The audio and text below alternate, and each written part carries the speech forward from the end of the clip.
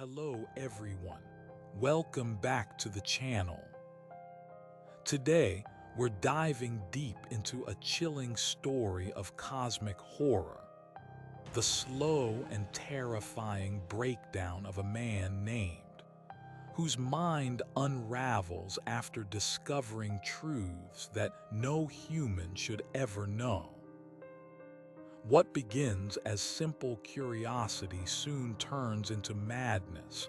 Shadows start to move on their own, the stars shift in the sky, and friendly neighbors reveal themselves as secret of something ancient and alien. As sanity fades, he realizes the real horror isn't death, it's the loss of identity itself.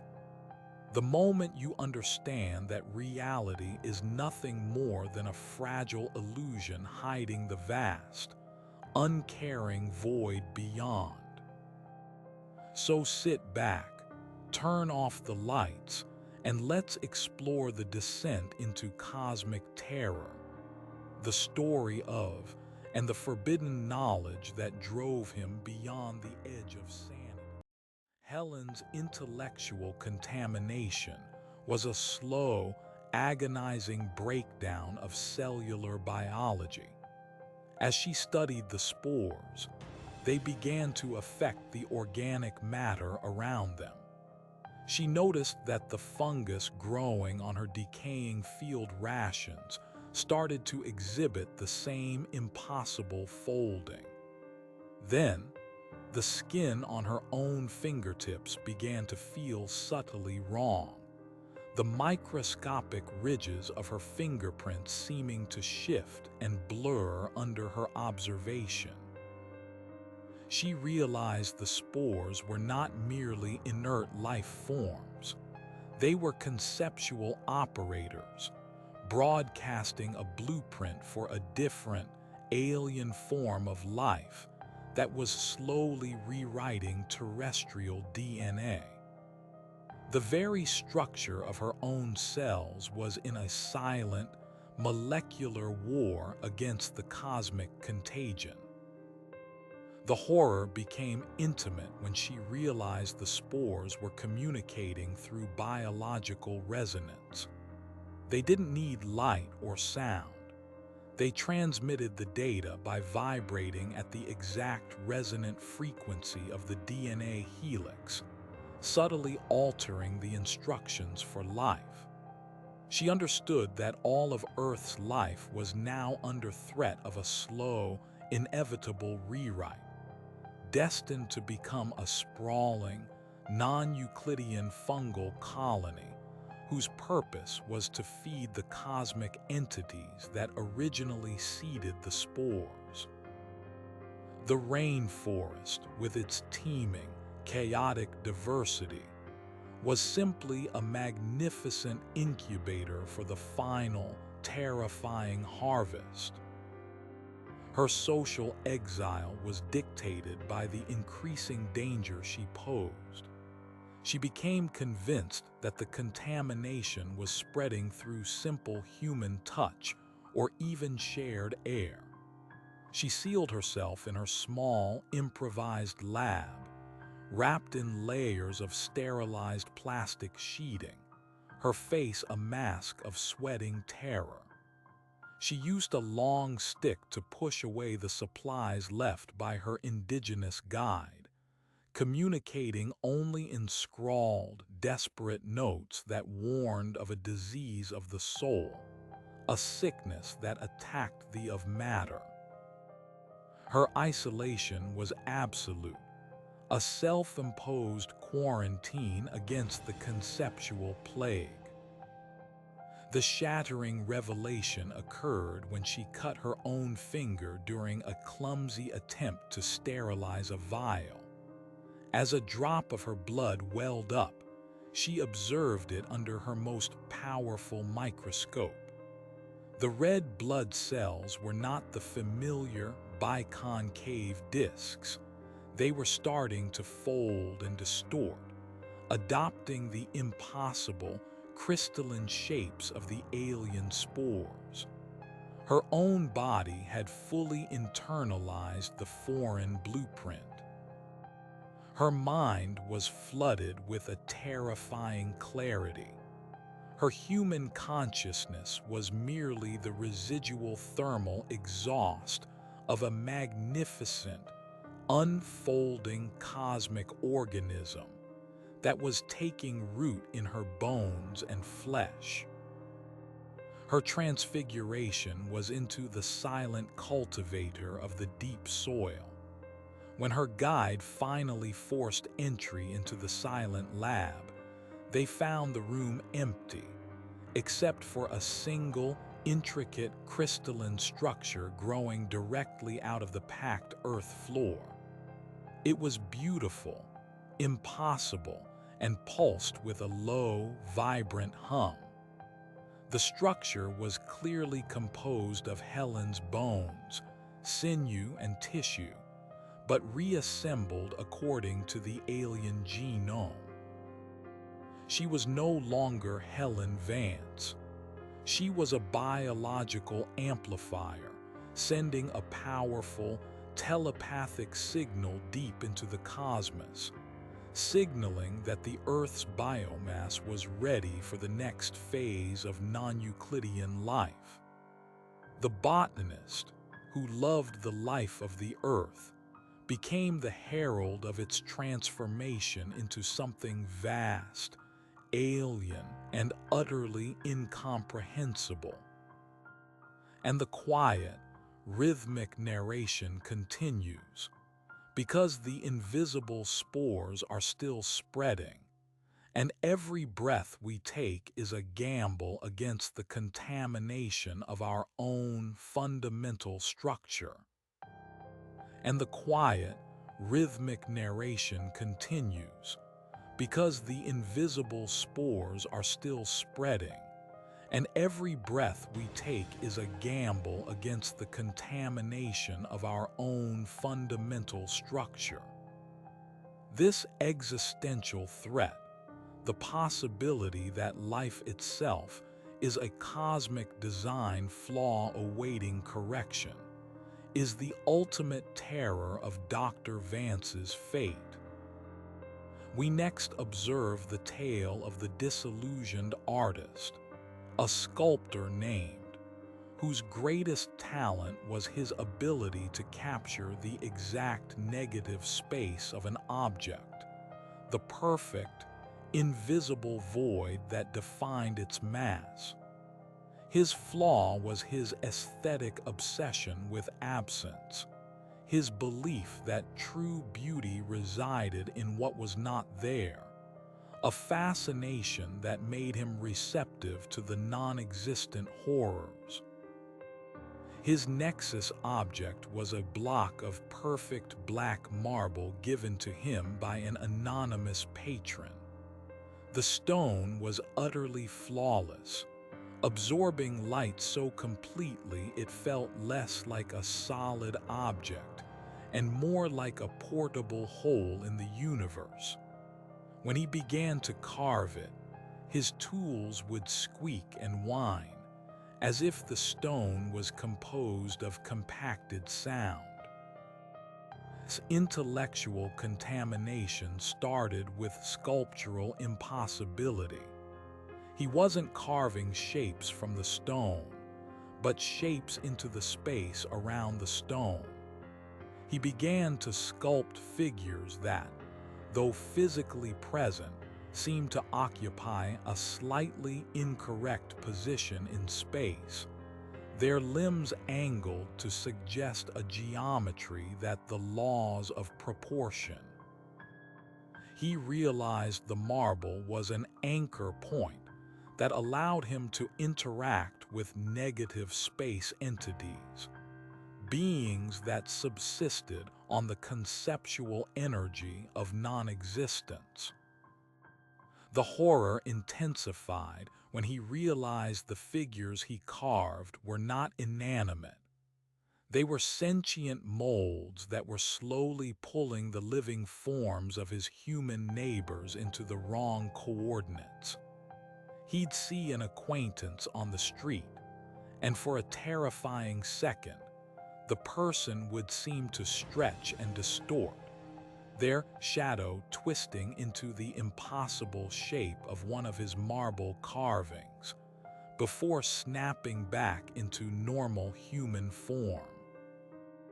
His sculptures were creating dimensional dissonance, subtly rewriting the positions of local reality.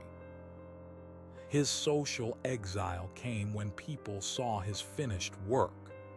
His patrons were initially delighted by the unsettling realism of his figures, but soon they began to feel perpetually uncomfortable around the sculptures, describing a sensation of being looked at from behind when the room was empty.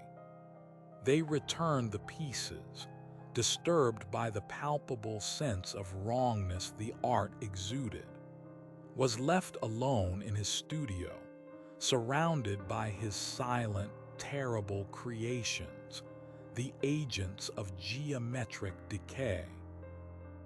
The shattering revelation occurred when he tried to destroy the marble block.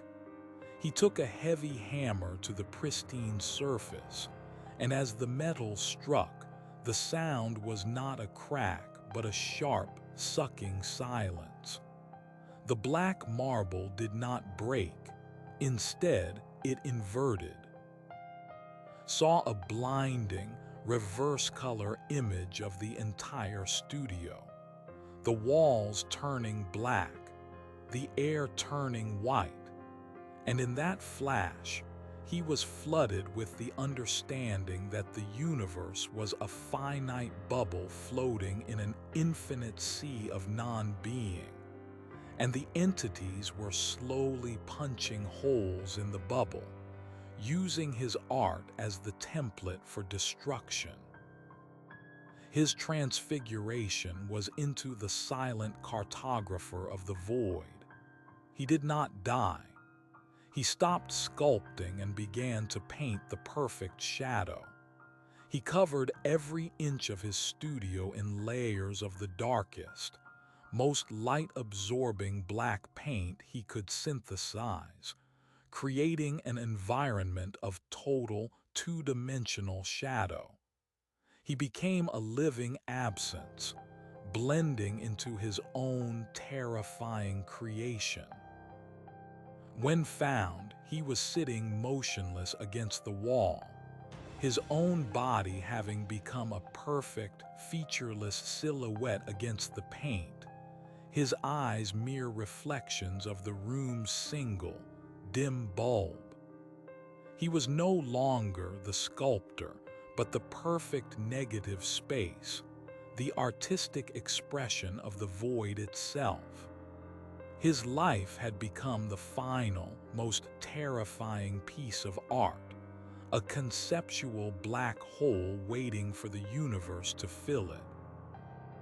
And the soft, endless narration must continue, for as long as there is light to cast a shadow, the memory of his black studio will linger. The final, unifying horror, the chilling realization that binds all these isolated tragedies together, lies in the experience of the ordinary citizen, the person who did not seek out the truth, but merely witnessed. Helen's intellectual contamination was a slow, agonizing breakdown of cellular biology.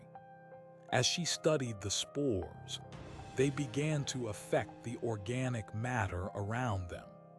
She noticed that the fungus growing on her decaying field rations started to exhibit the same impossible folding. Then, the skin on her own fingertips began to feel subtly wrong, the microscopic ridges of her fingerprints seeming to shift and blur under her observation. She realized the spores were not merely inert life forms.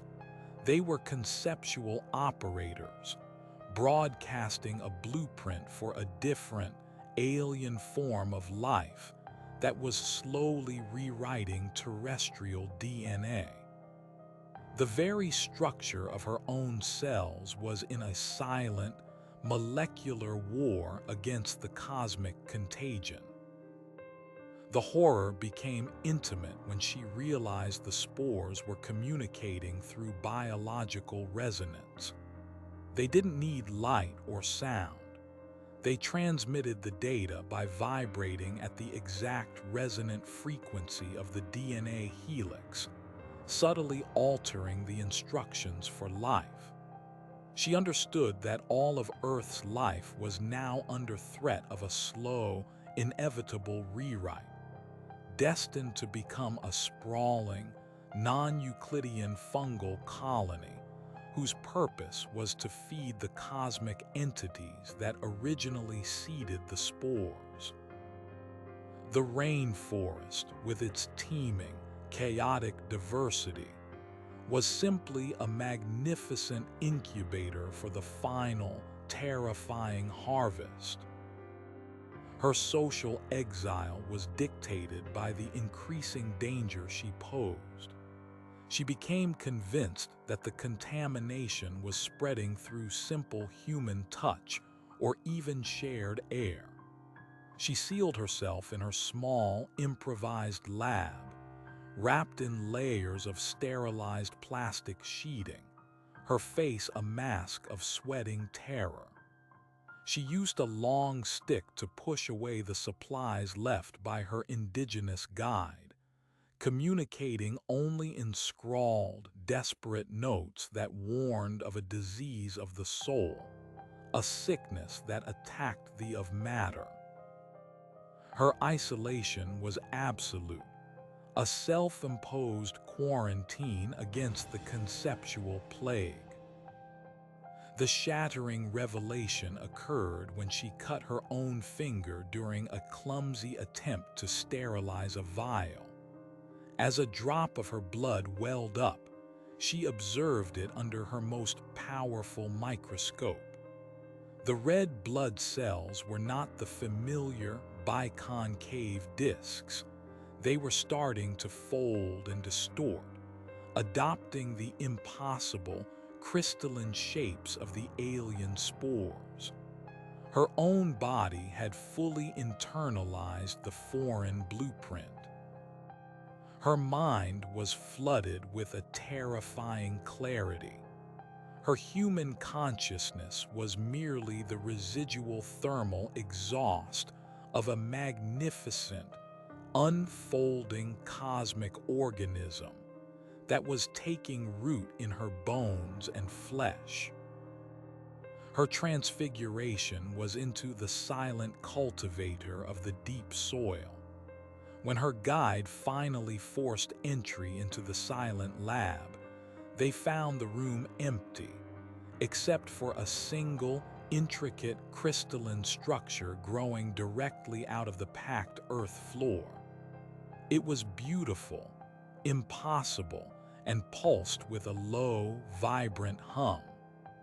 The structure was clearly composed of Helen's bones, sinew, and tissue, but reassembled according to the alien genome. She was no longer Helen Vance. She was a biological amplifier, sending a powerful, telepathic signal deep into the cosmos, signaling that the Earth's biomass was ready for the next phase of non-Euclidean life.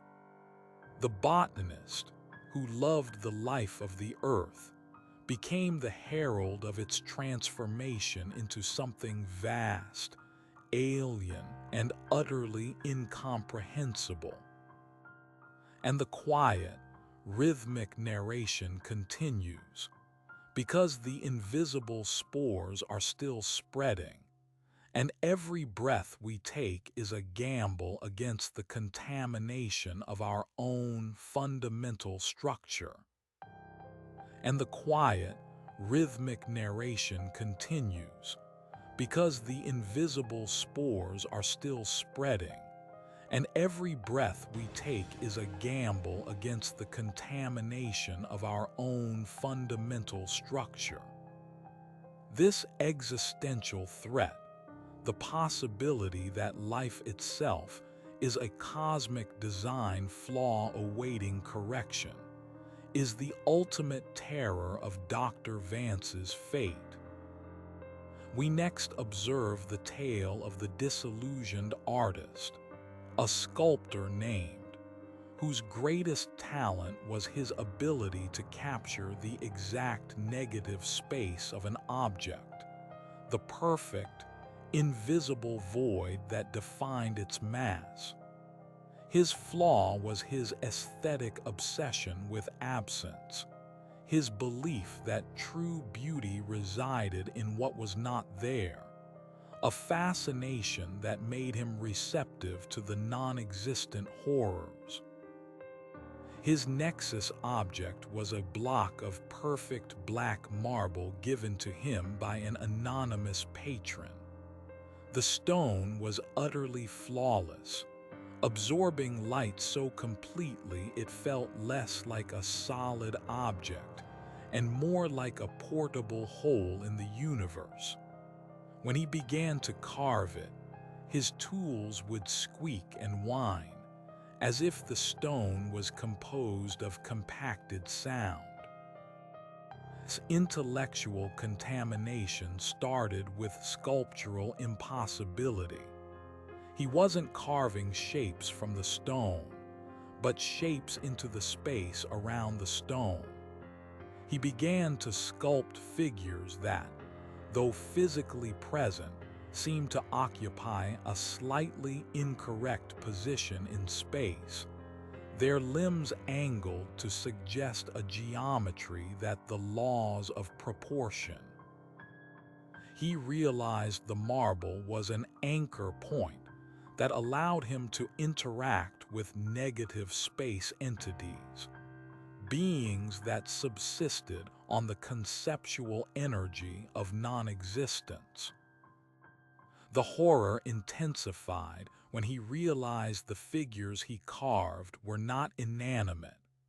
They were sentient molds that were slowly pulling the living forms of his human neighbors into the wrong coordinates. He'd see an acquaintance on the street, and for a terrifying second, the person would seem to stretch and distort, their shadow twisting into the impossible shape of one of his marble carvings, before snapping back into normal human form. His sculptures were creating dimensional dissonance, subtly rewriting the positions of local reality. His social exile came when people saw his finished work.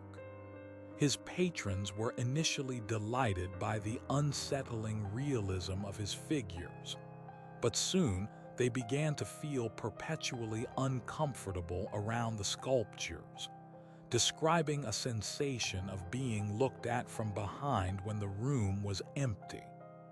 They returned the pieces, disturbed by the palpable sense of wrongness the art exuded, was left alone in his studio, surrounded by his silent, terrible creations, the agents of geometric decay. The shattering revelation occurred when he tried to destroy the marble block.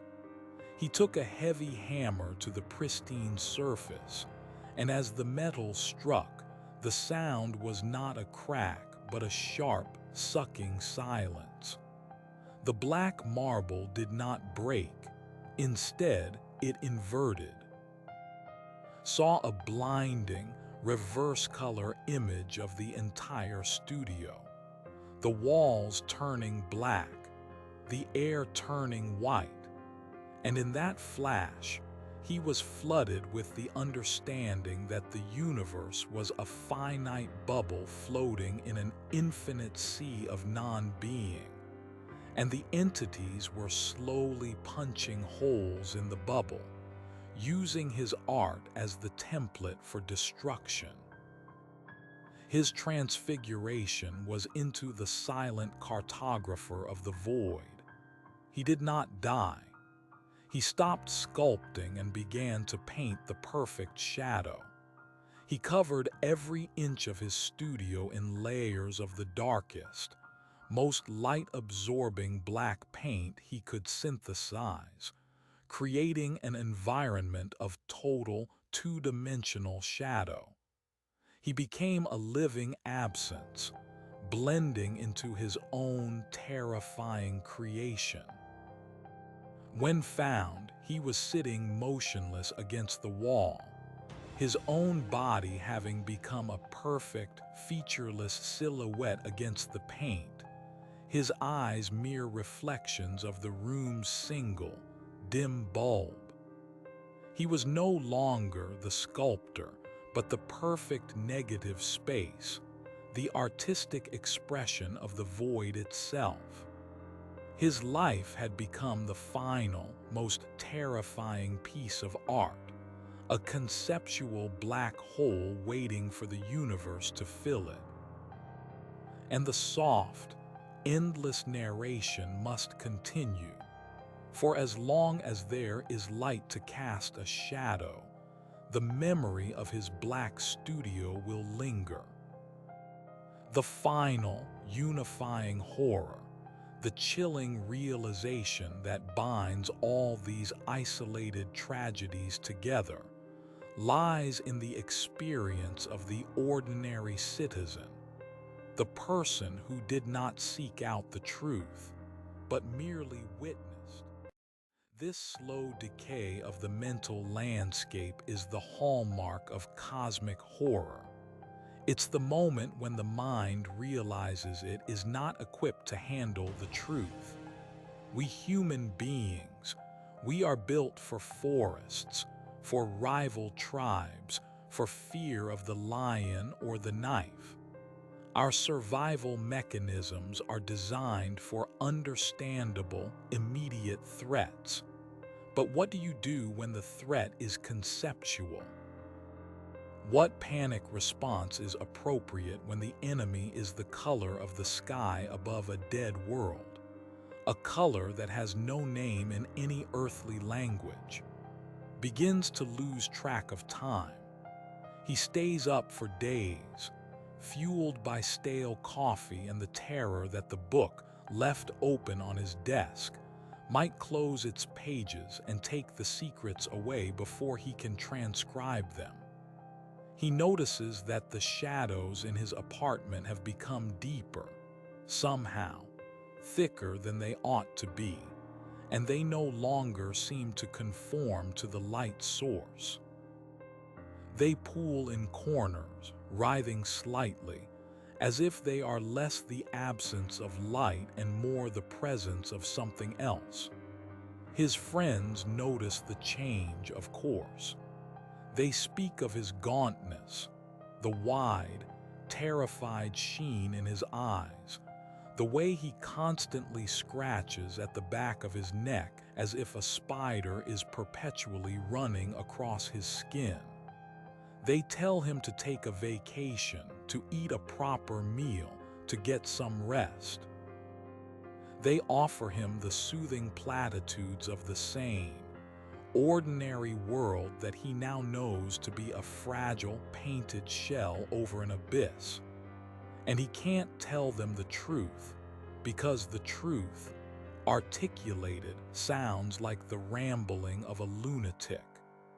How do you explain that the arrangement of the stars is wrong, that certain constellations have shifted, not by millions of years, but by a few short weeks, and that this shift is a signal, a countdown? The terror deepens when he realizes that this incomprehensible threat has agents in the familiar world. Not monsters exactly, but cults and devotees, people who have willingly, or perhaps tragically, chosen to embrace the terrible logic of the void. They might be your neighbors, the pleasant couple who bake artisanal bread and wave to you every morning.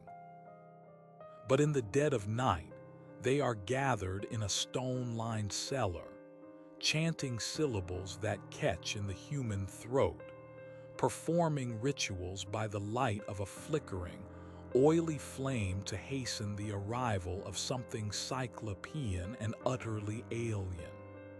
Seize them now, in the supermarket, their eyes just a fraction too bright, their smiles too wide and knowing. He starts to understand that the sleepwalking normalcy of the world is a collective, necessary delusion. We all agree that the sky is blue and the grass is green, and that the sun will rise, not because these things are eternal laws, but because we collectively will them to be true, lest we look up and see the true, dizzying colors of the outer things painted across the void. The sheer indifference of the universe is horrifying enough, but the idea that others know and are working to tear down the veil, that is the final, crushing blow to sanity. He tries to warn someone, anyone. He writes frantic, detailed letters, painstakingly illustrating the impossible geometries and the horrifying rhythmic cycles of the cosmic sleepers. But the letters sound hollow, desperate. They are too coherent in their incoherence, too wild for the morning light. The police simply flag him as a man under extreme mental duress. The doctors prescribe rest and a cocktail of pharmaceuticals designed to dim the light of his awareness, to bring him back into the flock of the willingly blind. And so we watch him, sinking deeper, not into the darkness of a pit, but into the blinding, unfiltered light of forbidden knowledge. He realizes the bird figurine on his mantelpiece, a beloved gift from his mother, is subtly, infinitesimally wrong. Its wing is articulated in a way that suggests a physics beyond Newton. Its beak is shaped for a food that does not exist on Earth. It's an artifact, a silent messenger left behind by an intelligence that perceives our reality as little more than a petri dish. This is where the terror becomes intimately personal. The cosmic threat is no longer distant, a philosophical problem light years away. It is present in the wallpaper, in the dusty bird, in the faint, unsettling thump, thump, thump he hears sometimes, not from the pipes, but seemingly from inside the molecular structure of the air itself. He starts to whisper to the bird, asking it what it has seen, where it has been. And in his paranoia, in his sleepless, frayed state, he begins to believe the bird answers, not I. In words, but in a vibration, a chilling resonance that rearranges his thoughts into unspeakable propositions. The ultimate horror of this genre is the loss of self. Isn't afraid of dying, he's afraid of ceasing to be. The knowledge he has gained is like a solvent, dissolving the boundaries of his identity.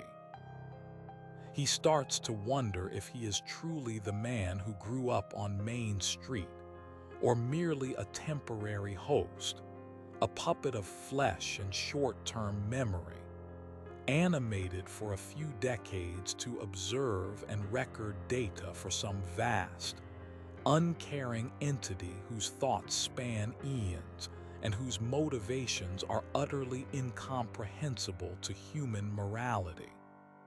He looks in the mirror and sees not his own reflection, but a glimpse of the void. the yawning mouth of non-existence that he now knows underlies everything. He touches his own face, and the skin feels like a mask, stiff and artificial, covering a machinery of fear and borrowed sanity. His human emotions, love, joy, simple contentment, become meaningless static. How can you feel happy about a paycheck when you know that 1,000,000 miles away, a creature the size of a continent is stirring in its dreamless sleep, and its awakening will rearrange the electromagnetic spectrum and turn all human civilization into a smear of incoherent energy? The scale of the indifference is the ultimate insult.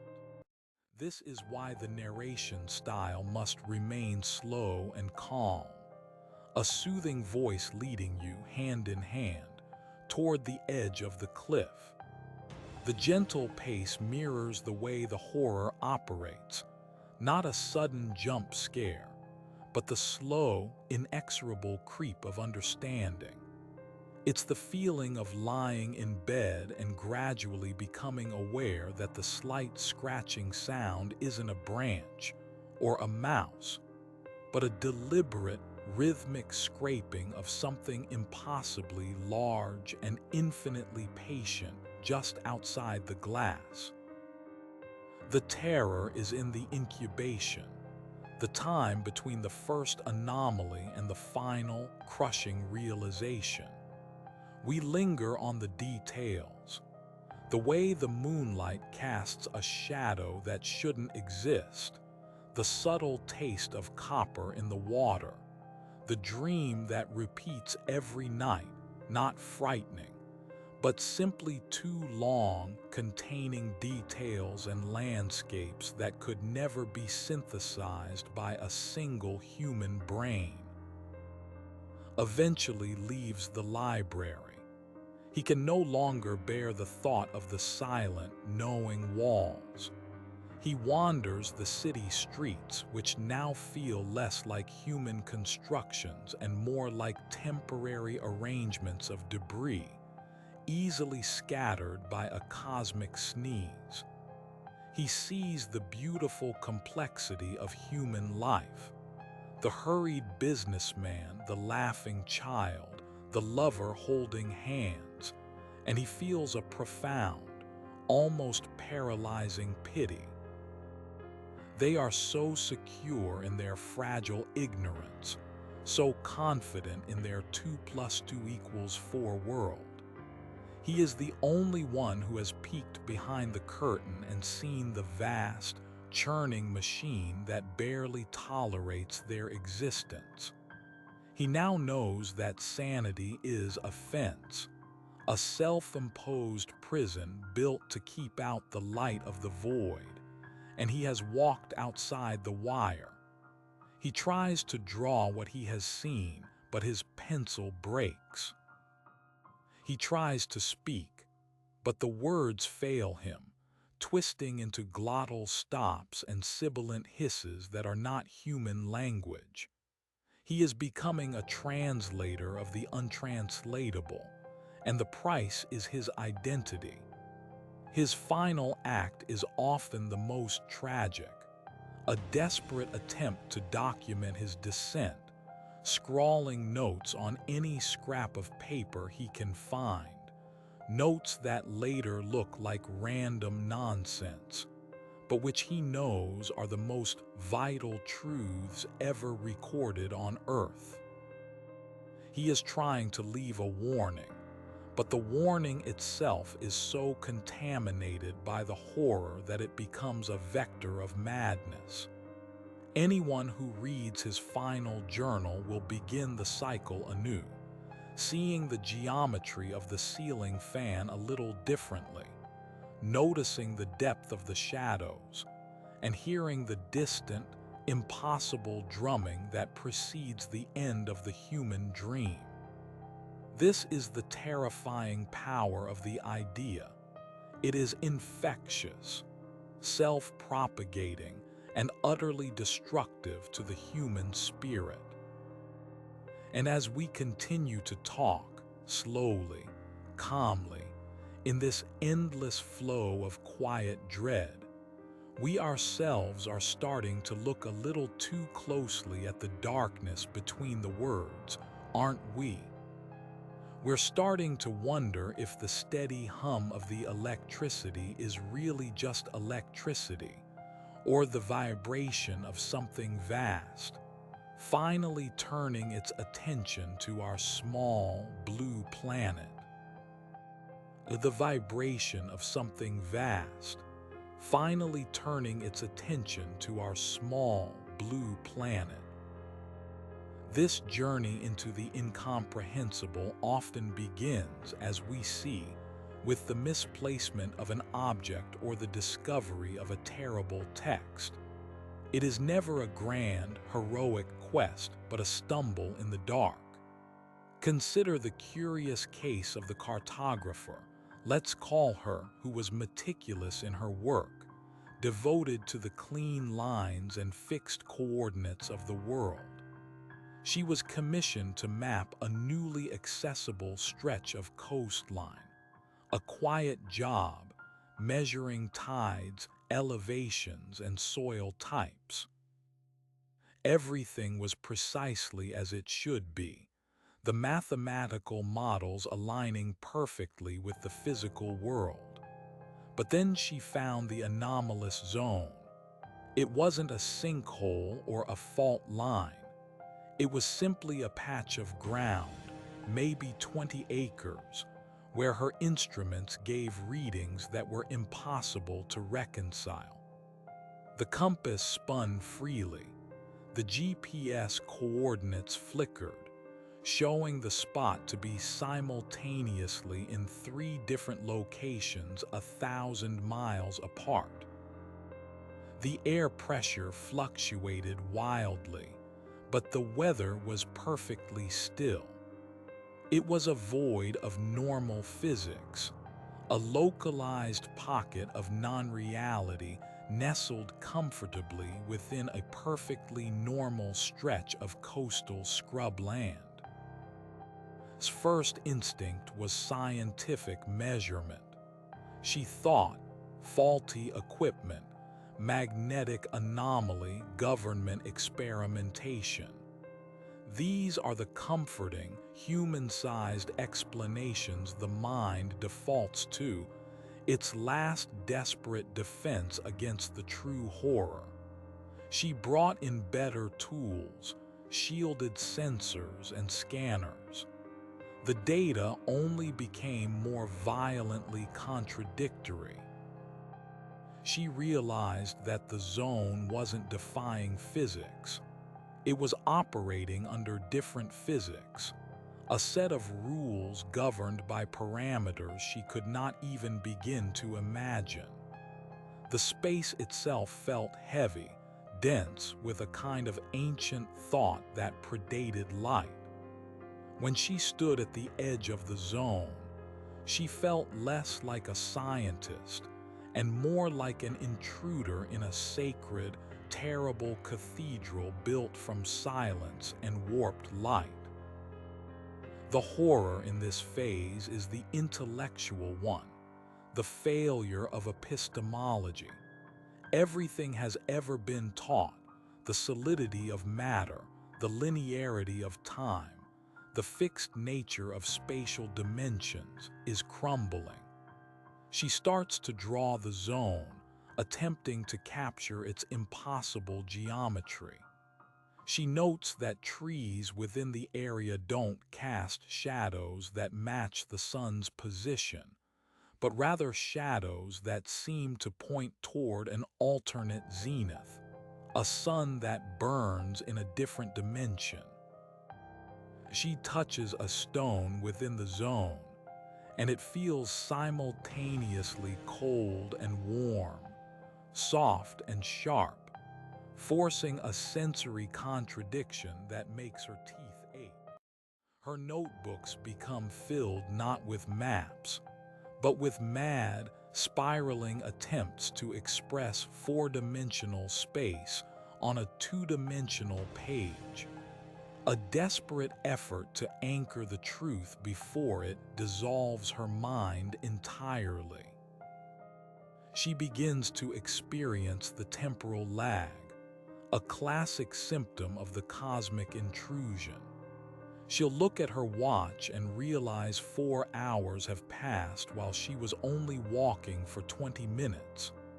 Or worse, she'll glance at her reflection in the stagnant water of a tide pool and see herself not as she is, but as she will be, a figure impossibly aged, wrapped in decay and despair, eyes reflecting not the blue sky, but the purple-black depths of space. The true horror isn't the future, but the realization that time is not a river, but a vast, frozen ocean, and these ancient entities can simply walk across the ice to observe us at any point. Our illusion of free will, of forward progression, is revealed as a pathetic, tiny theater show playing out on a boundless stage. The slow, calm voice continues, nodding that terror is compounded by her isolation. Who can she tell? Her university peers would see her notebooks, diagnose psychosis, and revoke her funding. Her friends would simply see a workaholic burning out. This is the essential loneliness of cosmic horror. The witness to the absolute truth is condemned to silence by the very nature of that truth. It is unshareable because it is fatal to the hearer's sanity. She starts speaking to the coordinates themselves, whispering her fear into the static of the GPS, believing that the only beings who can truly understand her terror are the ones who put the anomaly there in the first place. One evening, as the fog rolls in, thick and cold, smelling of brine and something else, something metallic and faintly organic finds the source. It's not a monument or a ship, but a hole in the air. It looks like a patch of night sky, perfectly circular, hovering 3 feet above the anomalous ground. But the thing that separates it from the night sky is that it is blacker than any void, and the stars visible within it are wrong. They are too bright, too numerous, and arranged in configurations that denote impossible mathematics. It is a keyhole into the reality beyond, and through it hears the sound she was dreading. It is not a roar, but a low, endless drone, a sound that feels less like vibration and more like audible logic, the grinding of a machine that computes reality. And this drone contains thoughts, not human thoughts, but vast, patient, cold judgments on the fragility of matter and the pathetic brevity of life. In that moment of awful revelation's mind, the last bastion of her human self makes a choice. It doesn't shatter immediately. It reorganizes. She accepts the new, horrific geometry. She realizes that the coastal scrubland is simply the thinnest veil between her small world and the crushing grandeur of the outer things. She begins to see the beauty in the impossible. The terrible, grinding logic of the drone becomes a siren song of freedom from the tyranny of human sanity. She no longer fears the anomaly. She yearns for it. She understands that her body, her name, her history, all of it is just a brief, irrelevant configuration of carbon. And the only escape from this small-scale prison is to embrace the vast, oceanic indifference that beckons from the black circle. The tragedy is complete not when she dies, but when she willingly steps away from humanity. The final image is often of a figure, calm, expressionless, walking slowly, deliberately into the shimmering blackness, not as a victim, but as a convert to a greater, more horrifying truth. And the prompt must continue, because the moment we stop talking about it, the deeper the shadows in our own room will become.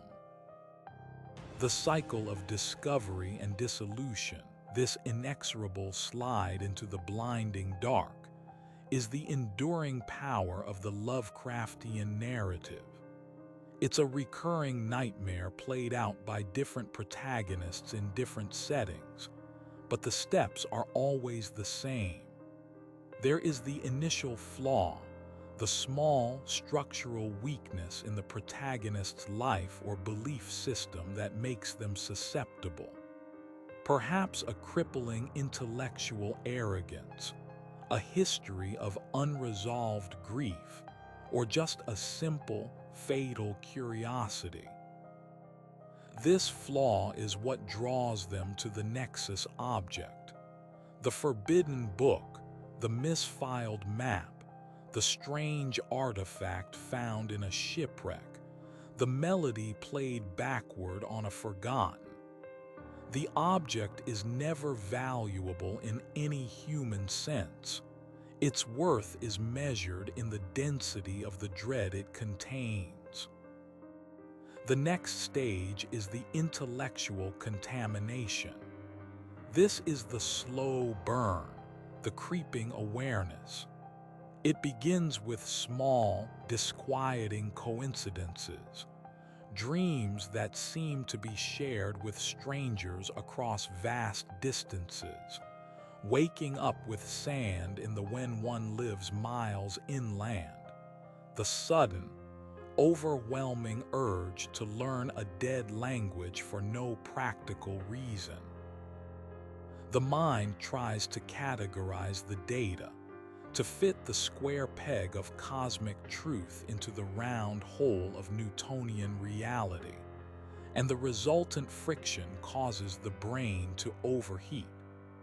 They start compiling lists, drawing diagrams, developing complex, non-mathematical proofs that they believe will either save the world or end it. They speak in riddles and metaphors, trying desperately to use the language of the sane to describe the logic of the utterly alien. Their language becomes an echo of the object they found, fragmented, archaic, and charged with a sense of imminent doom. And this leads, inevitably, to the social exile.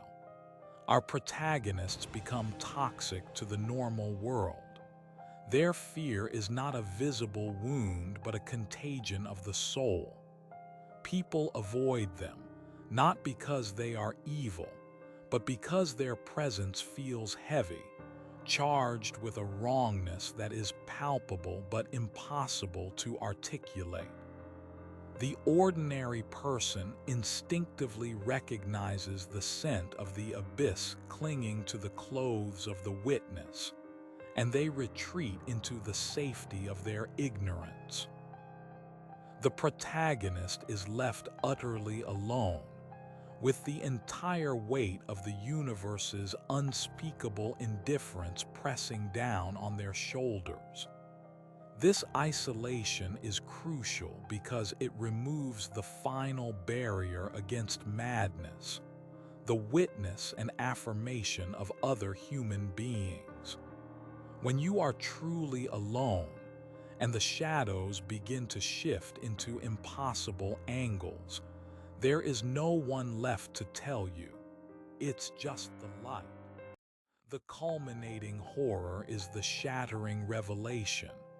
The moment the protagonist no longer just knows the truth but sees it, either in a vision, a ritual, or a momentary tear in the fabric of space-time. It's the glimpse of the true gods, not benevolent or malevolent, but simply vast, utterly indifferent entities who perceive human life as less consequential than dust motes floating in a sunbeam. They are things that are older than time, larger than imagination, and their waking thoughts are the forces we call gravity and electromagnetism. The sight of these beings, or even the brief, flickering shadow of their conceptual form, is the final catalyst. The ending is rarely death, but something far worse: transfiguration. The protagonist's human consciousness is burned away, leaving behind either a vacant shell wandering the streets, mindlessly chanting alien verses, or an active agent for the outer things, an enemy of humanity that looks exactly like the person they once were. They are now an open channel, a microphone for the void, and their purpose is to slowly, quietly, subtly erode the sanity of others. The terror is in the continuity of the nightmare, the knowledge that this cycle is eternal, playing out over and over again on countless worlds, and that we are simply the next short chapter in a book no sane mind can read. This slow, hypnotic narration is itself a form of contamination, guiding the listener, inch by terrifying inch, towards that fatal curiosity, urging them to look just a little closer at the pattern of the wood grain, or the silence between the streetlights. The quiet, unrelenting narrative of cosmic horror understands that the true terror lies in the realization that reality is porous, and that the laws of nature we depend on are merely local regulations that an immense, unimaginable power can revoke at any moment. It is the fear that there is no hidden meaning, no divine plan, only a chaotic, swirling emptiness that occasionally brushes up against our tiny bubble of existence. Let us turn our gaze now to the character of the aesthete, a collector of rare sounds and forgotten compositions, a man named. Did not seek forbidden knowledge through dusty books or anomalous cartography. His journey into the abyss began, fittingly, through sound. He was obsessed with the concept of non-Euclidean music, a theoretical composition that contained notes and frequencies that could not exist within the human scale of hearing or the 12-tone Western system. He believed that the geometry of sound, like the geometry of space, contained terrifying secrets. His initial flaw was his sensitivity, his inability to ignore dissonance. He heard the subtle, underlying hum of the universe that most of us tune out. One day, while restoring an antique phonograph cylinder dug up from a swamp, he discovered a recording that analysis. It was not music, but a rhythmic distortion, a series of clicks and pulses that seemed to follow a pattern that spanned too long a period to be human. It was less a song and more a seismic signal, a message played out over geological epochs. When played at normal speed, the sound was barely audible, a low, unnerving pressure in the ears, but in his obsessive meticulousness began to slow the recording down, stretching the signal until a single second of the original sound took an hour of playback time. As the sound stretched, so too did his sanity. The pulses revealed themselves to be syllables, gargantuan, guttural utterances spoken by something so massive that its vocal cords spanned miles. These were not words meant for communication, but the internal rumblings of a sleeping god. The rhythm was complex, a non-linear counting that implied cycles of time that made human history seem like a single, flickering match strike. Began to transcribe the rhythms, charting the peaks and troughs of the sound wave on massive rolls of parchment. He found that the patterns, when translated into geometric forms, described the fractal structure of reality, revealing that our solar system, our galaxy, and even the presumed vacuum of space were merely subatomic particles within a larger, living entity. His intellectual contamination manifested as synesthesia of dread. The sound began to dictate his other senses. When he listened to the slowed-down recording, he began to see the colors that should not exist on the earthly spectrum, colors that looked simultaneously like shimmering water and burning ice. He tasted the sound, a sharp, metallic flavor of infinite cold. He felt the sound, the pressure becoming physical, as if the air itself was condensing around him, squeezing his very bone structure into the impossible geometries of the ancient syllables. He started to wonder if the recording was not a message to be deciphered, but a spell of transformation designed to tune the human sensory apparatus to the frequency of the outer dark.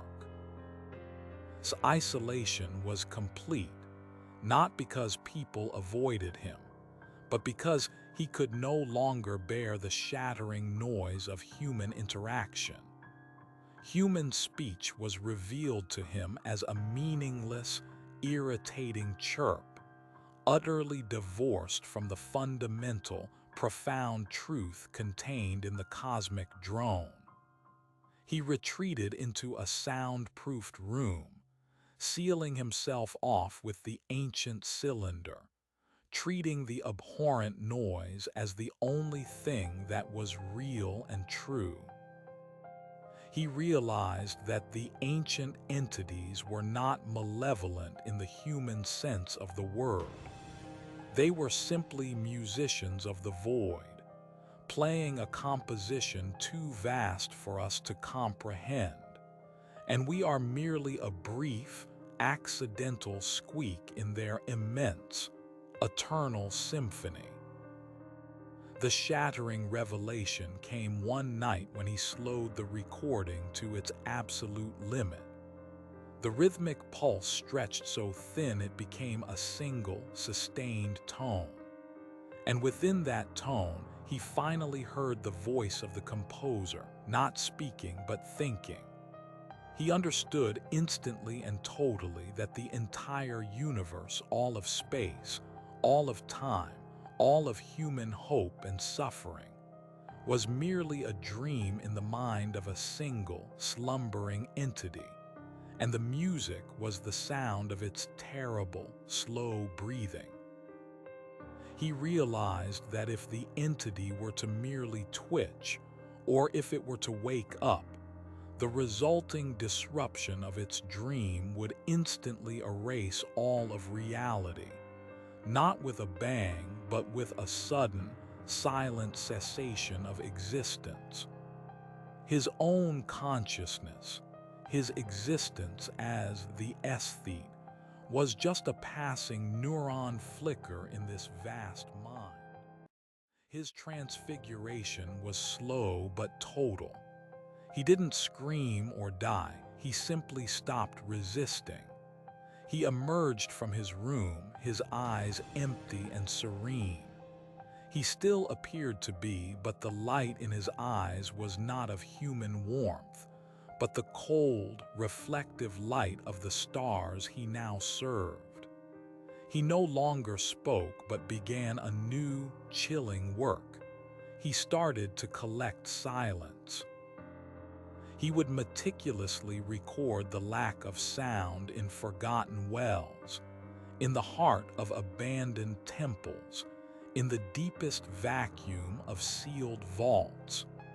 He was assembling a library of pure void, preparing a space for the real music to be heard when the composer finally stirred. His life was now dedicated to creating receptivity, to tuning the world to the frequency of its own destruction. He is out there still, perhaps, a calm, quiet figure, forever listening, waiting for the final, unbroken note that will signal the end of the human dream. This relentless cycle, this slow, inevitable march from curiosity to cosmic alignment, continues to unfold not in the grand, visible events of history, but in the quiet corners of ordinary lives, where the shadows pool too deeply and the silence lasts just a moment too long. Where the shadows pool too deeply and the silence lasts just a moment too long. This perpetual sense of the in-between, of the fragile boundary separating our cozy, comprehensible existence from the howling indifference of the cosmos, is what sustains the Lovecraftian dread. It's the subtle scent of ozone on a perfectly clear day, the way a reflection in a window seems to move a moment after you do, the profound, unshakable feeling that you are being observed by something without eyes from a place beyond the concept of distance. Let us now shift our focus to the tragedy of the humble historian, a woman we shall call Doctor, whose downfall was rooted in a love for continuity and a devotion to the precise record of human endeavor. Specialized in local history, the kind of small-scale, deeply reassuring research that involved dusty parish registers, forgotten property deeds, and the comforting lineage of minor families in a sleepy New England town. Her world was built on facts, dates, and documented causality. But as she compiled her history, she began to notice a pattern that didn't fit, a discontinuity in the record that her trained mind couldn't dismiss as an error. The flaw was a chronological anomaly, a recurring, unexplained gap in the town's records. Every 237 years, a period of approximately 8 months would vanish from all official documentation. No births, no deaths, no marriages, no land sales, no diary entries. The town, by all accounts, simply ceased to exist for these brief, periodic stretches. It wasn't a famine or a plague. The population count remained stable before and after the gap. It was a silent excision from human memory. This missing time became her nexus object, a black hole in history that drew her in with the irresistible gravitational pull of the incomprehensible. Intellectual contamination began with the realization that the past was mutable. Her diligent research showed that the town's architecture seemed to subtly shift across these gaps. A structure described as stone before the gap would be wood after it, or a road previously running north would be firmly documented as running east. The physical reality of the past was rearranging itself to cover a track. She hypothesized a collective amnesia, a shared delusion, but this theory failed when she uncovered material evidence, photographs that spanned the gap. These were old, faded tintypes and daguerreotypes, and they showed scenes of impossible geometry, buildings that curved inward on themselves, people whose limbs were too long, faces that were subtly, horribly out of focus in a way that suggested not poor photography, but a subject that did not fully exist in 3 dimensions. The most terrifying photo, her final and most complete piece of evidence, was a panoramic shot of the town square taken exactly during one of the missing periods. It showed the square filled with people, all of whom looked vaguely familiar, like distant, inbred cousins of the current residents.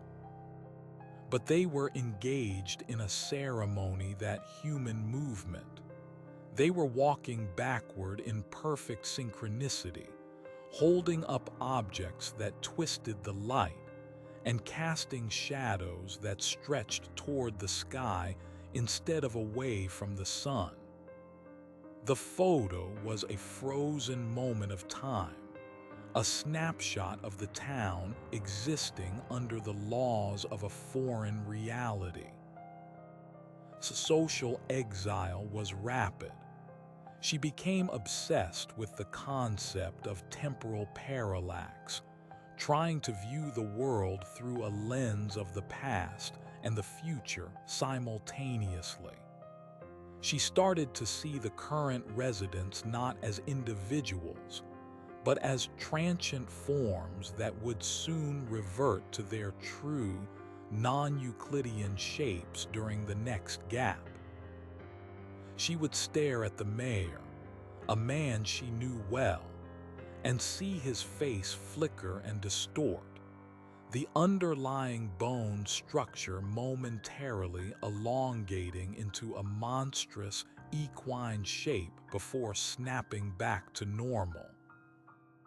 She tried to show the photos to others, but they would dismiss them as obvious fakes, or their eyes would simply slide over the impossible details, their minds automatically filtering the image back into comprehensible human terms. A cognitive defense mechanism of a civilization desperately clinging to its sanity. The shattering revelation occurred in the basement of the old town hall, where she found the final piece of the puzzle. A small, lead-lined coffer hidden beneath the original cornerstone.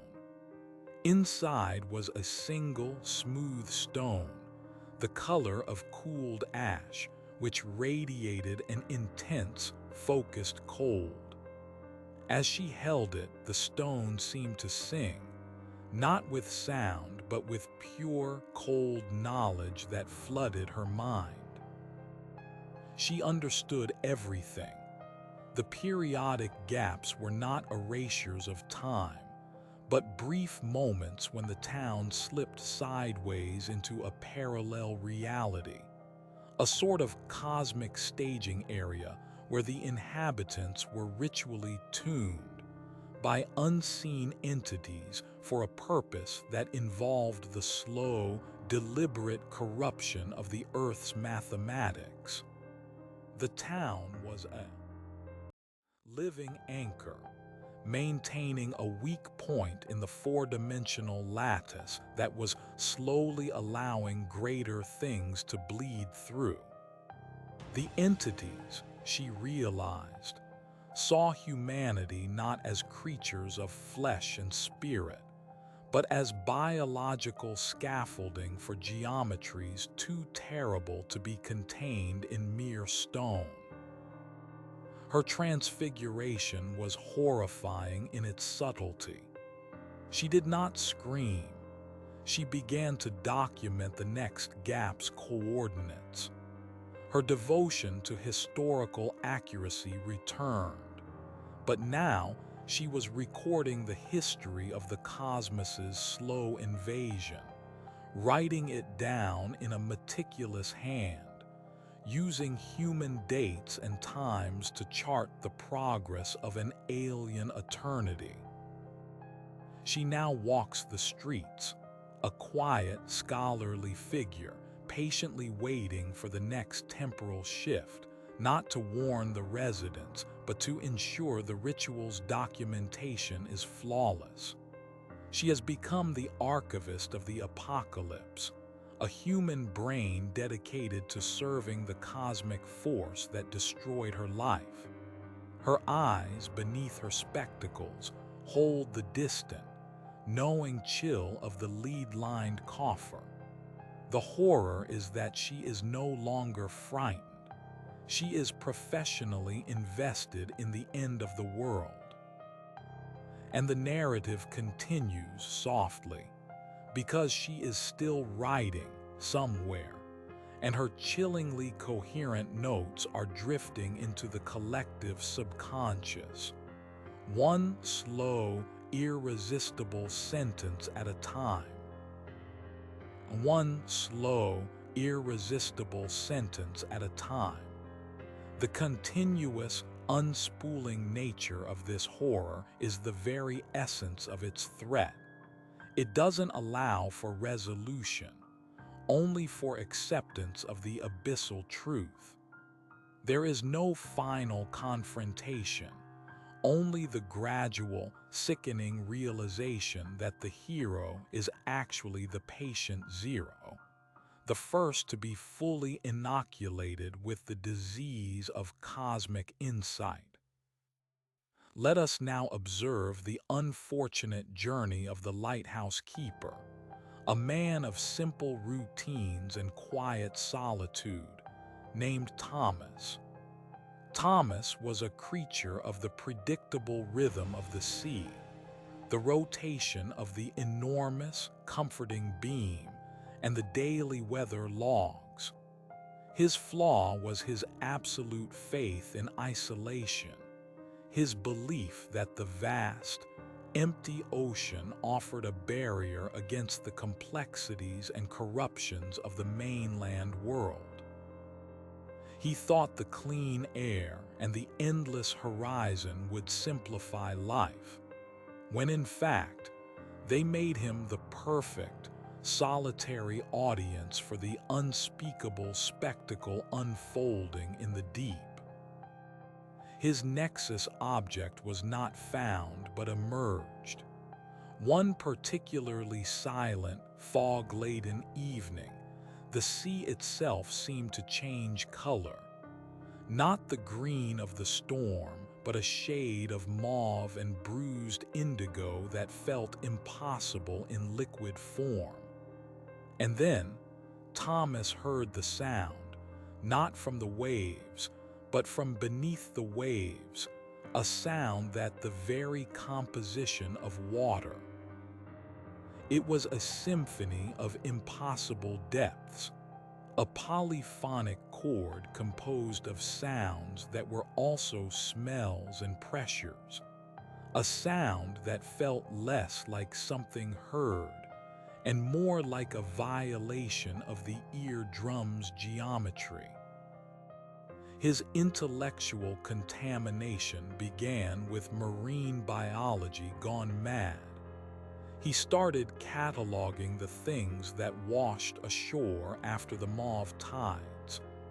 The creatures were not merely deep-sea fauna. They were transitional forms, beings that seemed to exist on the cusp of physical reality and pure concept. He found fish with too many spines that weren't bones, crustaceans whose shells were mathematical formulas instead of calcium, and gelatinous masses that pulsed with an internal light, their molecular structure seemingly rearranging itself on command. He realized that the depths of the ocean were not merely unplumbed. They were another dimension entirely, held back only by the fragile hydrostatic pressure of the water. And the things that lived down there were aware of the surface, and they were beginning to surface. Thomas started to fear the very light he was tasked to project. The beam of the lighthouse, once his source of comfort, became a cosmic interrogation lamp, shining a temporary, defiant human sanity into the primordial dark. He realized the light didn't deter the things in the deep. It irritated them, drawing their attention to his insignificant structure perched on their boundary. He began to look at the star charts he kept, charts that were now completely meaningless. The celestial bodies were obscured by the cloud of sea fog, which he now knew was not water vapor, but the breath of the deep things, a deliberate curtain drawn over the sky to keep the cosmic truths from distracting them from their terrestrial agenda. His social exile was enforced by his geography, but by his fear of the beam. He became convinced that the very act of human observation was what kept the veil thin. He stopped logging the ship traffic. He began to reduce the intensity of the light slowly, tentatively, easing it down a notch each night, hoping that if he made the lighthouse less visible, the creatures might turn their attention elsewhere. He was sacrificing his human duty for planetary silence, seeking to re-establish the cosmic indifference by making the world small and quiet again. The shattering revelation came during a storm, when the lighthouse light finally failed, plunged into total darkness. The sea immediately turned into a smooth black mirror, stilling completely. And from the depths, a single vast eye opened. It wasn't the eye of a monster, but an unblinking portal of liquid pitch and electric blue, spanning the entirety of the horizon. As the eye focused on the silent lighthouse, Thomas realized the horrific truth. The light, the beam, the human presence, it wasn't an annoyance. It was a signal. The entities in the deep had been using the rhythm of the lighthouse beam to chart the pulse of human technology, monitoring our progress, waiting for the exact moment when our instruments became sophisticated enough to serve as their antennas. His transfiguration was swift. When the Coast Guard finally reached the lighthouse after the storm, they found the log books meticulously filled out.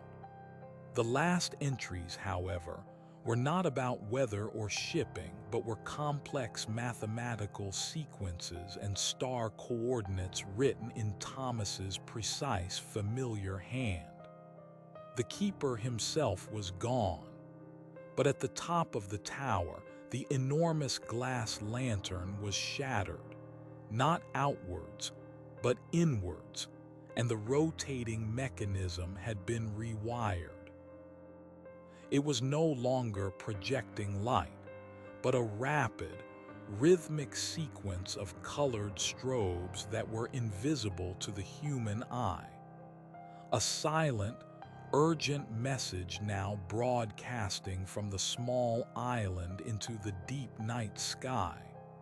A cosmic beacon turned to the service of the void. His life and his sanity had been meticulously converted into a device of interstellar communication. The horror continues because that light, that impossible signal, is still pulsing, still being broadcast from the tiny island, confirming humanity's presence and readiness to the vast, waiting intelligences beyond the stars. A cold message of welcome that no one on the mainland can ever truly read.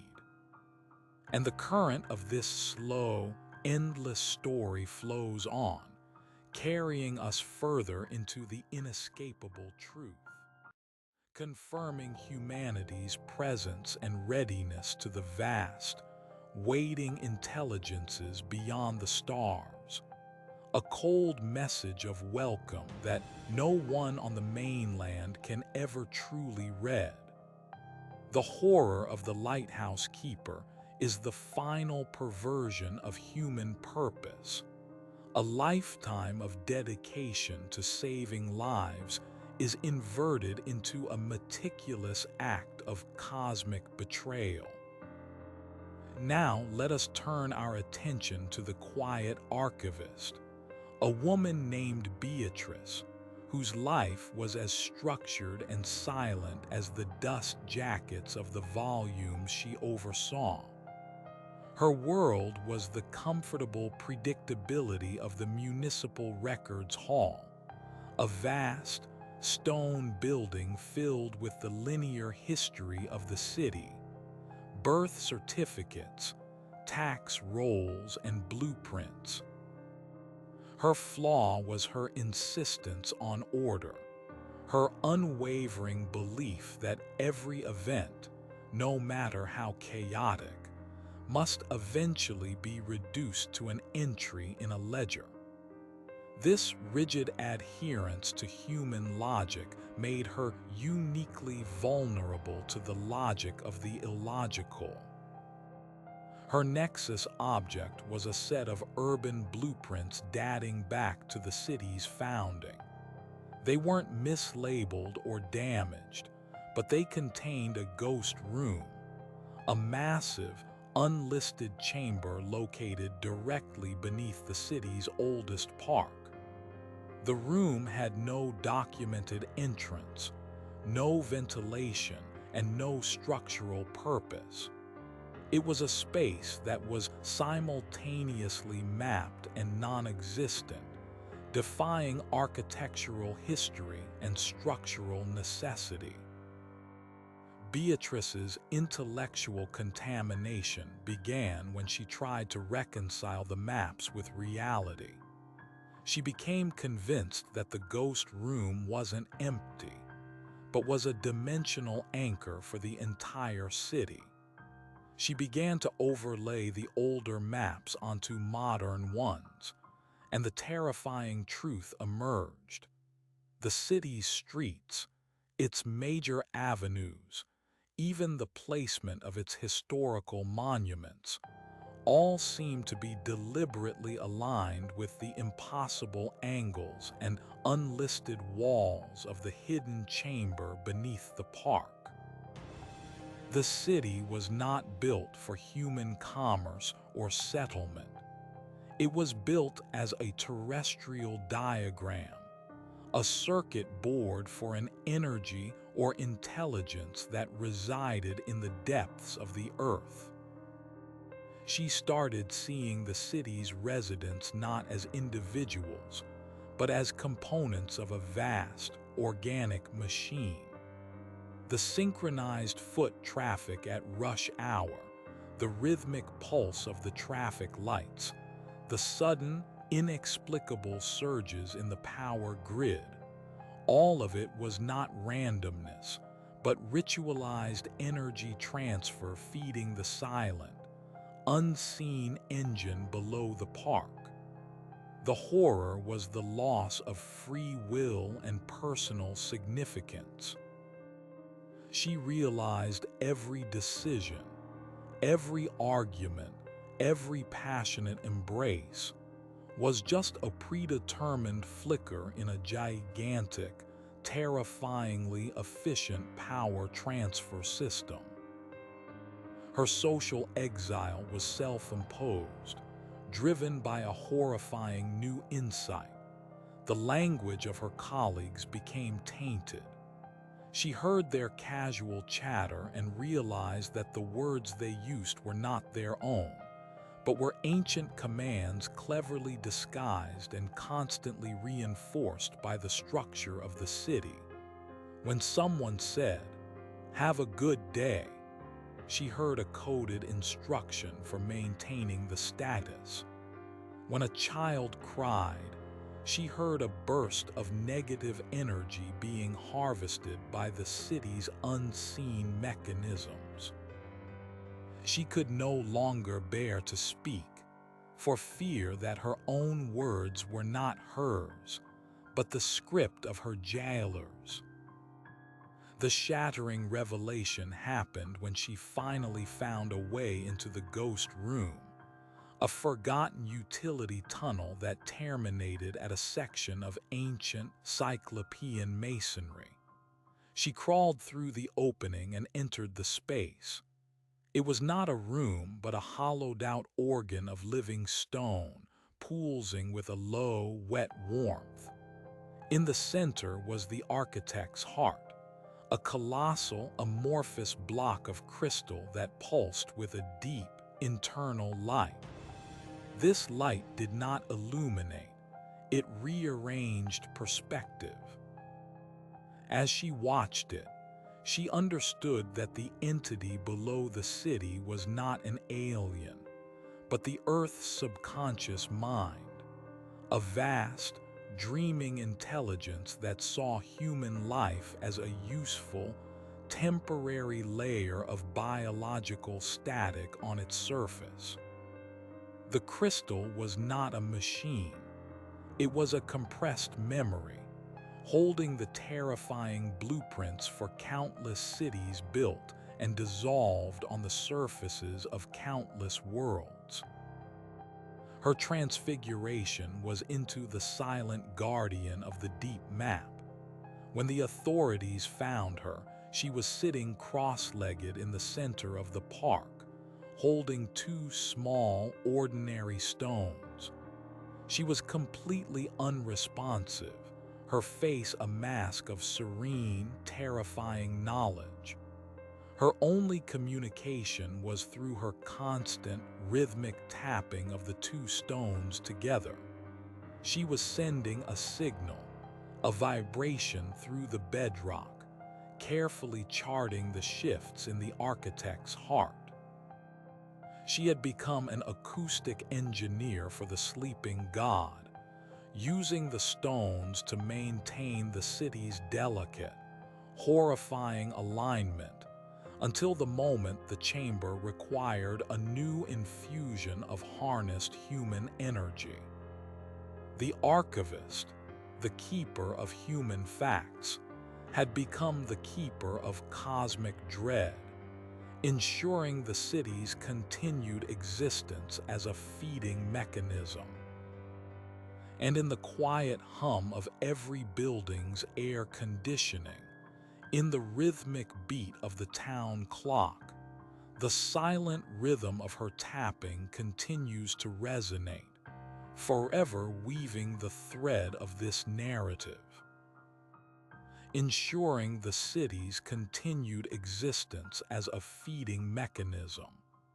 And in the quiet hum of every building's air conditioning, in the rhythmic beat of the town clock, the silent rhythm of her tapping continues to resonate, forever weaving the thread of this narrative. The most profound realization of the archivist is the terrifying elegance of the system.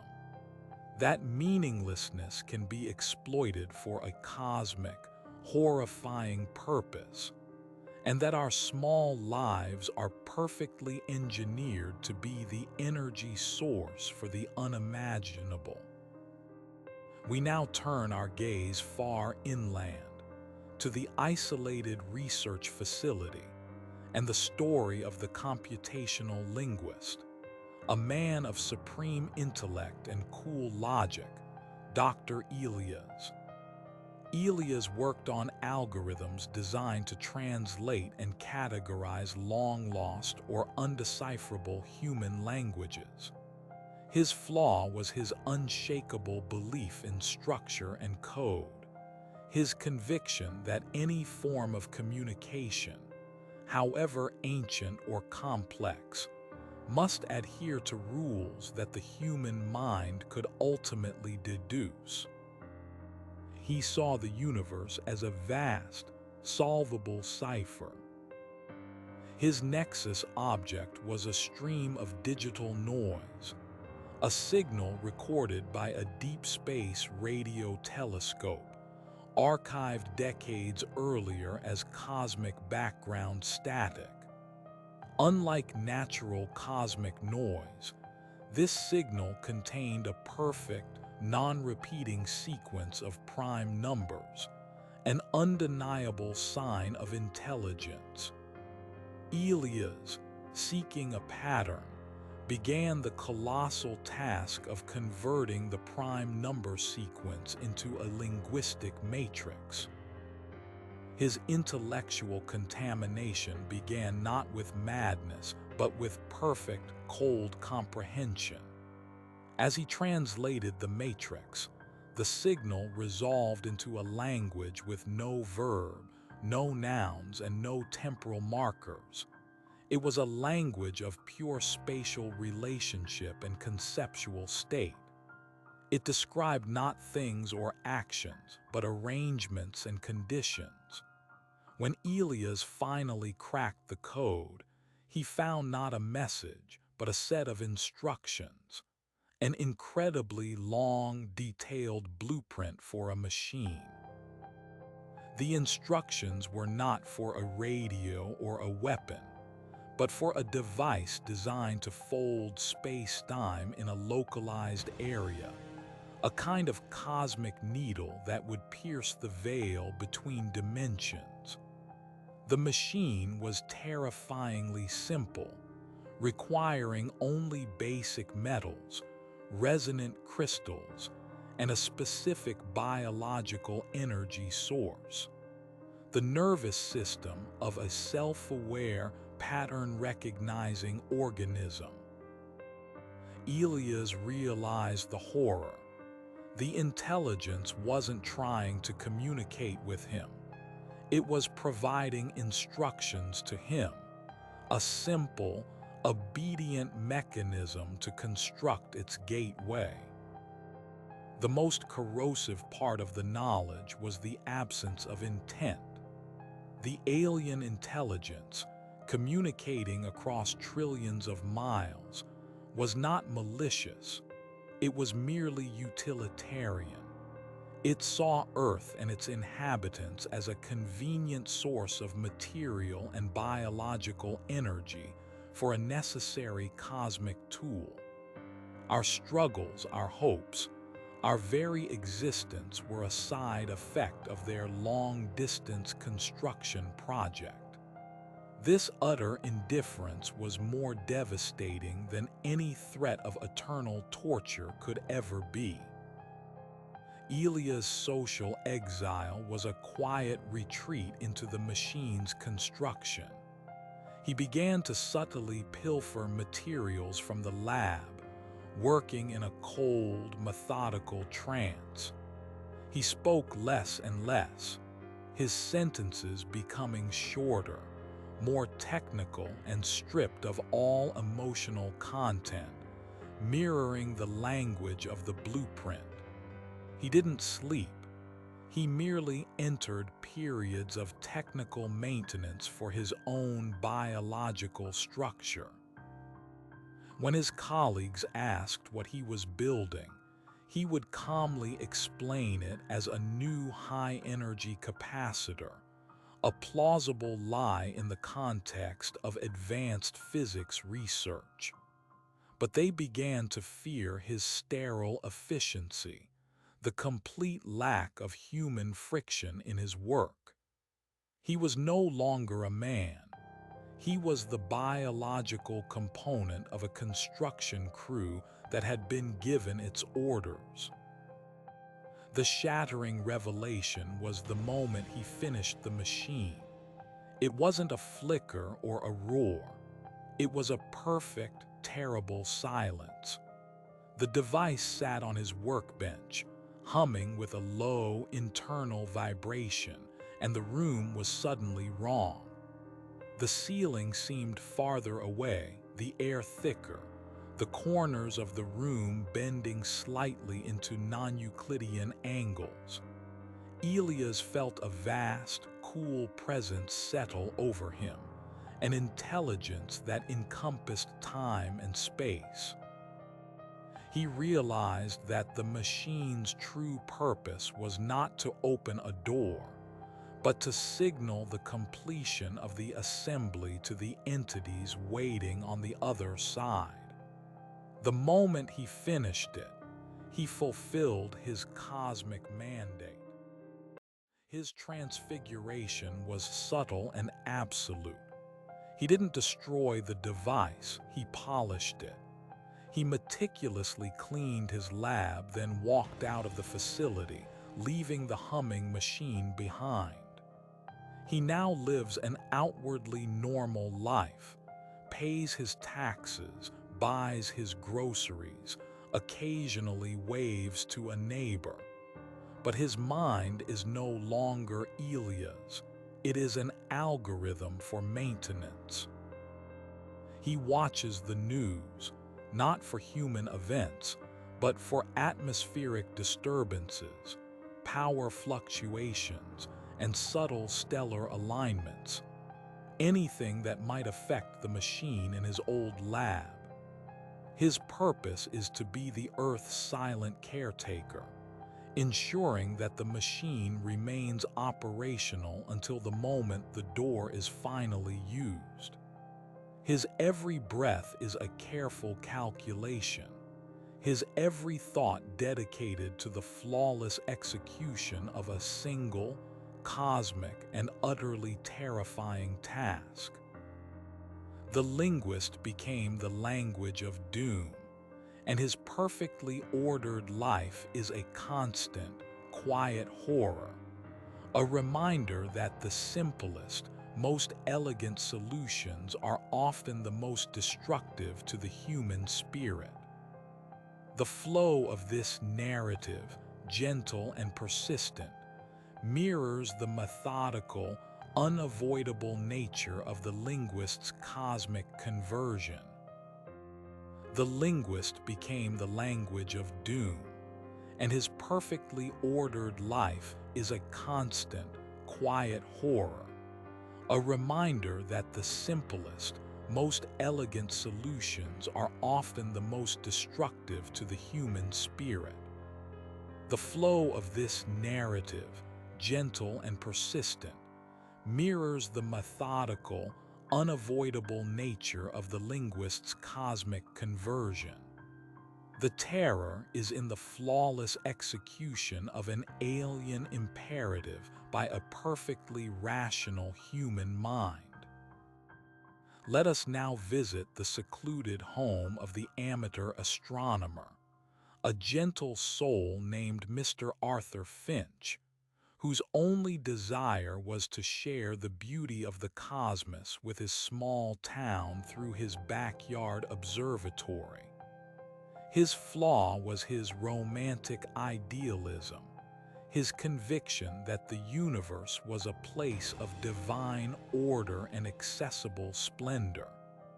He believed that the vastness was benevolent, or at least indifferent, never malignantly watchful. His nexus object wasn't a physical artifact, but a celestial phenomenon he dubbed the black spot. It appeared as a minuscule, perfectly circular void just beside the star Algol, a negative image against the backdrop of distant light. It was a patch of absolute non-light, a visual anomaly that consumed photons instead of emitting them. Using his meticulously maintained telescope and photographic equipment, Arthur began to document the spot, hoping to reveal a previously unknown stellar body or nebula. His intellectual contamination began with reverse parallax. As he recorded the black spot over months, he noticed it was exhibiting a microscopic lateral movement. However, applying the standard trigonometric formulas for stellar distance yielded an impossible result. The black spot was not a distant object. It was closer than the moon, yet simultaneously traveling at a speed that the laws of orbital mechanics. It was an object operating within Earth's immediate gravitational field, yet moving with the cold, linear velocity of an interstellar wanderer. He realized the black spot was not a heavenly body, but a flaw in the local curtain of space, a tear in the fabric of reality that was traveling towards the planet. The horror intensified when he realized the spot was not just a lack of light, but a lack of anything. When he aimed radio waves, magnetism, and even simple acoustic pulses at it, they simply vanished, yielding no echo, no resistance. It was a pocket of absolute, conceptual emptiness, and it was growing slowly larger in his lens. He started seeing its effect on the ordinary world around him. The birds stopped flying over his yard. Dogs would whine and pull away from his line of sight toward the telescope. The air in his observatory felt perpetually cold and thin, as if the black spot was leaking a conceptual chill that froze the very notion of warmth. Arthur's social exile was a byproduct of his escalating panic. He tried to contact other observatories, but his carefully recorded data, the impossibility of the speed, the 0-point readings, were dismissed by the professional community as equipment failure or selective data misinterpretation. When he tried to show his neighbors the black spot through his eyepiece, they would look, shrug, and say they saw nothing but a blurry piece of the night sky. The human mind, he realized, was equipped with a survival filter that automatically erased evidence of the truly cosmic, leaving him as the sole, terrified recipient of the impending doom. He was left alone, watching the approach of the ultimate nonentity. The shattering revelation was the moment the black spot eclipsed a visible planet.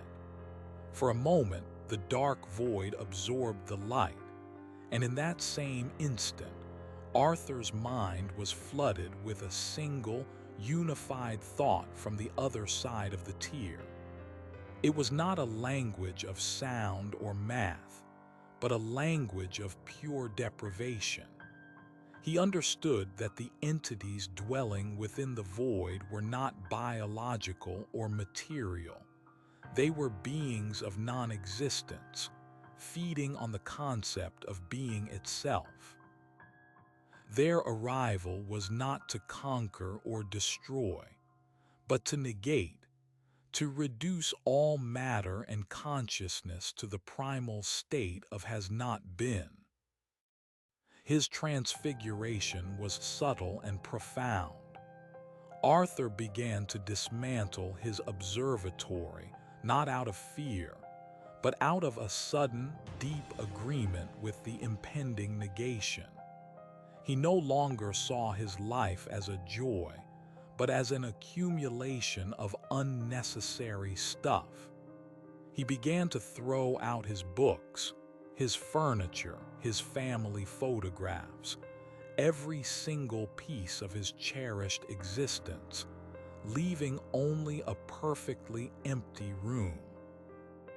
When the townspeople finally entered his home after a week of silence, they found it pristine, utterly devoid of any sign of human habitation, as if the house itself had never been built. Arthur was sitting in the middle of the bare floor, completely naked, his face smooth and devoid of expression, his eyes fixed on the empty space where his telescope had been. He was now a perfect vacuum of personality, an empty vessel awaiting the final, purifying negation. He had become the prophet of the void, and his silence is the most terrifying message of all. A quiet emptiness that expands, molecule by molecule, threatening to absorb the very narrative that seeks to describe it. He had become the prophet of the void, and his silence is the most terrifying message of all. A quiet emptiness that expands, molecule by molecule, threatening to absorb the very narrative that seeks to describe it. This quiet erosion of the human concept of reality's fixed nature is the true engine of cosmic dread. Let's now consider the plight of the botanist on sabbatical, a brilliant but overly methodical scientist named Dr. Helen Vance, who sought refuge from the pressures of academia by pursuing field research in the Amazonian basin. Her flaw was her scientism, her absolute conviction that all life, however exotic, must be traceable to a verifiable terrestrial biological origin and must conform to the known laws of genetics and evolution. Her nexus object was not a living plant, but a sample of soil taken from a deep, untouched trench where no light penetrated. The soil sample was inert, yet it contained spores that all known carbon-based life forms. Under her microscope, these spores were revealed to be complex crystalline structures that seemed to be folded on the interior, possessing a geometry that contradicted the space they occupied. They were non-Euclidean microorganisms, existing in a superposition of states that made precise observation.